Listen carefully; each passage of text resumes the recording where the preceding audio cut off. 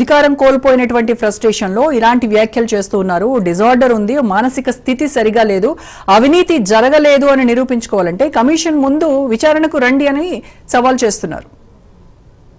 రోజా గారు, మీకు అదేవిధంగా ప్యానెల్ ఉన్నటువంటి వరకు రాజ్ న్యూస్ ప్రేక్షకులకు గుడ్ ఈవినింగ్. ముఖ్యంగా ఈరోజు పిసి ఘోష్ గారి కమిషన్ వేసింది, అందులో ఏదైతే కాళేశ్వరం ప్రాజెక్ట్ లో ఉన్నటువంటి ఇర్రెగ్యులారిటీస్ మీద చేయాలని చెప్పేసి దాని మీద కమిషన్ కి టీఓఆర్ ఇవ్వడం జరిగింది. ఇక్కడ చాలా మందికి తెలియక ఏంటంటే అవినీతి మీద ఇచ్చిరని చెప్పేసి, కరప్షన్ కి సంబంధించి ఇచ్చిరని చెప్పేసి కాంగ్రెస్ ప్రతినిధులు కావచ్చు, కాంగ్రెస్ మంత్రుల గారికి ఆ టీఓఆర్ తెలియదు, వాళ్ళకి ఏం తెలియదు. కమిషన్ అంటే ఒక టీఓఆర్ ఇస్తారు, టర్మ్స్ ఆఫ్ రెఫరెన్స్.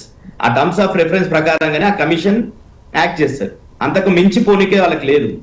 అయితే వాళ్ళు జరుగుతున్నదల్లా ఇర్రెగ్యులారిటీస్ మీద. ఓకే, కాళేశ్వరం ప్రాజెక్ట్ విషయానికి వస్తే, కాళేశ్వరం అంటే కేవలం ఒక్క మేడిగడ్డ బ్యారేజ్ కాదు, దాంతో పాటు 3 బ్యారేజ్లు ఉన్నాయి, ఒక 16 రిజర్వాయర్లు ఉన్నాయి, ఒక 21 పంప్ హౌస్లు ఉన్నాయి, 20 లిఫ్ట్లు ఉన్నాయి, 203 కిలోమీటర్ల టనల్స్ ఉన్నాయి, 1531 కిలోమీటర్ల గ్రావిటీ కెనాల్స్ ఉన్నాయి. ఇట్లా ఈ కాళేశ్వరానికి మొత్తం కూడా 240 టీఎంసీలతో కెపాసిటీకి సంబంధించిన ఈ ప్రాజెక్టు.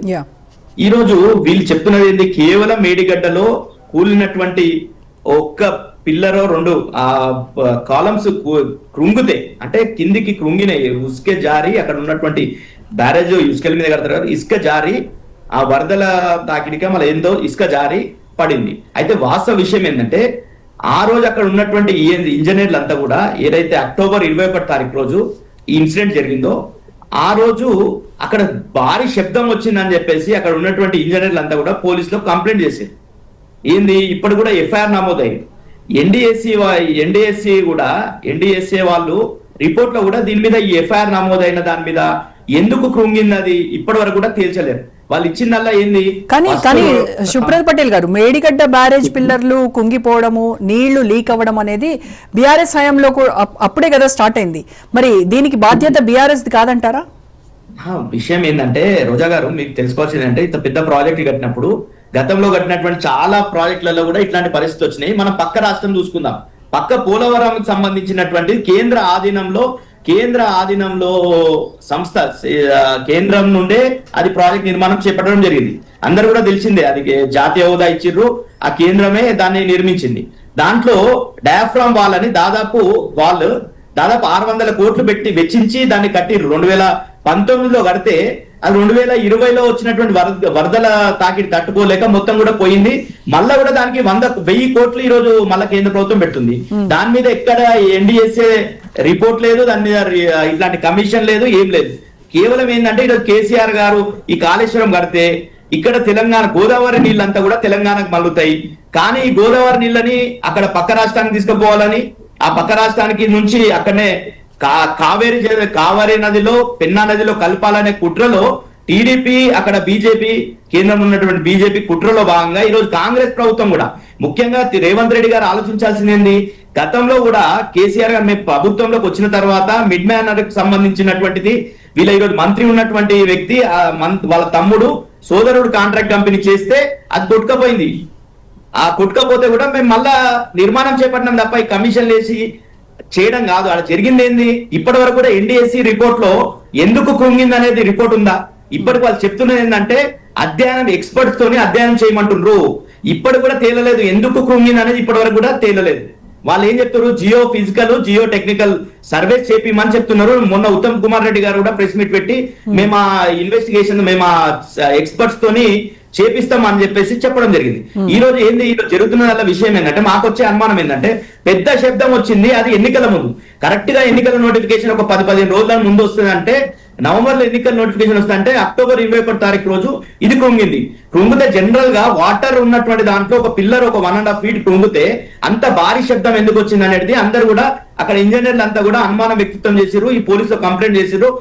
ఈ అనుమానాన్ని మీరు అప్పుడే ఎందుకు హైలైట్ చేయలేకపోయారు? హైలైట్ అయిందండి, ఆ రోజు ఎఫ్ఐఆర్ నమోదైంది. ఇప్పుడు కూడా కమిషన్ ఇంకొకటి, పిసి ఘోష్ గారి కమిషన్ 7వ సారి ఎక్స్టెన్షన్ అయింది. అది వేసినప్పుడు ఎప్పుడు వేసిరు, మార్చి 14, 2024 వేస్తే మే 30 వరకు 24, అంటే గత సంవత్సరం మే నెలలోనే రిపోర్ట్ ఇవ్వాలి. కానీ 7వ సారి అది కూడా ఇప్పుడు మొన్న పిసి ఘోష్ గారు ఒక చిట్ చాట్ చేస్తూ మేము 21వ తారీఖు రోజు మేము రిపోర్ట్ సబ్మిట్ చేస్తున్నాం గవర్నమెంట్ కి, మొత్తం కూడా 400 పేజీల రిపోర్ట్ సబ్మిట్ చేస్తున్నామని లీక్లు ఇచ్చిర్రు, అన్ని పేపర్లలో వచ్చింది. ఇట్లాంటి మీడియా మిత్రులు అందరూ కూడా చెప్పిర్రు ఇక రిపోర్ట్ వస్తుంది, కాళేశ్వర్ కమిషన్ రిపోర్ట్ వస్తుందని చెప్పిర్రు. కానీ వాళ్ళకి ఎక్స్టెన్షన్ జరిగినటువంటి ఒక్కటే రోజులో నెక్స్ట్ డేనే కేసీఆర్ గారికి, హరీష్ రావు గారికి, ఈటల రాజేందర్ గారికి నోటీసులు వస్తున్నాయి. కాబట్టి అందరికి అనుమానం ఏంటంటే ఇది రాజకీయ కోణంలోనే ఈ కమిషన్ విచారిస్తుంది అనేది అందరికి అనుమానాలు వస్తున్నాయి. కాబట్టి మేమేమంటున్నాం అంటే ఈరోజు అసలు వీళ్ళకు మన సోయుందా అండి? ఈరోజు కేంద్ర ప్రభుత్వం ఈ నీళ్లను మొత్తం కూడా అక్కడ ఆంధ్రప్రదేశ్ రాష్ట్రానికి, తమిళనాడు రాష్ట్రానికి తీసుకుపోవాలనే ప్రయత్నం చేస్తుంటే మన గోదావరిలో ఉన్నటువంటి హక్కులు వాడుకోకుండా ఈరోజు ఆ బ్యారేజ్ రిపేర్ చేయించే బాధ్యత లేదా అండి? ఈరోజు కూలిపోలేదని ఇంతకుముందు చెప్తున్నాడు సోదరుడు. ఎక్కడ సుంకిశాల మీరు అధికారంలోకి వచ్చిన తర్వాత సుంకిశాల రిటర్నింగ్ వాళ్ళు కూలిపోయి 70-80 కోట్ల నష్టం జరిగింది. ఆ కాంట్రాక్ట్ సంస్థ మీద బ్లాక్ లిస్ట్ లో పెట్టమని చెప్పేసి మీ HMWS సంస్థ ఏదైతే నిర్మాణం చేసిందో అది చెప్పింది క్లియర్ గా, మెగా ఇంజనీరింగ్ కంపెనీని బ్లాక్ లిస్ట్ లో పెట్టమని. కానీ బ్లాక్ లిస్ట్ లో పెట్టకుండా నారాయణపేట లిఫ్ట్ ఇరిగేషన్, అదేవిధంగా మూసికి సంబంధించి అన్ని అప్పచెప్పడానికి రేవంత్ రెడ్డి గారు సిద్ధమయ్యారు. అట్లనే మీ ఎస్ఎల్బిసి కుంగిపోయింది, ఎస్ఎల్బిసి కూలిపోయింది. ఇప్పటి వరకు కూడా దాన్ని విచారణ చేసిరా? ఎందుకు అసలు అంత ఆత్రంతో మీరు స్టార్ట్ చేసి తొందరలో స్టార్ట్ చేసి ఎలాంటి దాని మీద మొత్తం కూడా టెస్టులు చేయకుండా ఆడ ఏం పరిస్థితుందో చేయకుండా చేస్తే 8 మంది ప్రాణాలు పోయినాయి. ఇప్పటి వరకు కూడా 6 మంది శవాలు తీసుకురానటువంటి పరిస్థితిలో ఈ ప్రభుత్వం ఉన్నది.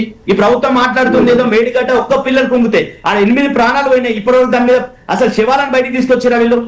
అది తీసుకురానటువంటి పరిస్థితులలో వీళ్ళకి ఏంది? కేవలం కేసీఆర్ గారిని బురద జల్లాలి. అసలు ఫస్ట్ స్టేషన్ ఉన్నది ఎవరు? రేవంత్ రెడ్డి గారు ఫ్రస్ట్రేషన్ ఉన్నారు. రేవంత్ రెడ్డి క్యాబినెట్ ఫ్రస్ట్రేషన్ ఉంది, కాంగ్రెస్ పార్టీ ఫ్రస్ట్రేషన్ ఉంది, కాంగ్రెస్ ఉన్నటువంటి ఎమ్మెల్యే ఫ్రస్ట్రేషన్ ఉంది. ఎందుకంటే ఆచార్య గారు ఆచార్య గారు మేడిగడ్డ పిల్లర్ మళ్ళీ మీకు టైం ఇస్తాను చేస్తున్నారు. కాబట్టి గత్యంతం లేక కేసీఆర్ మీద బురద జల్లాలని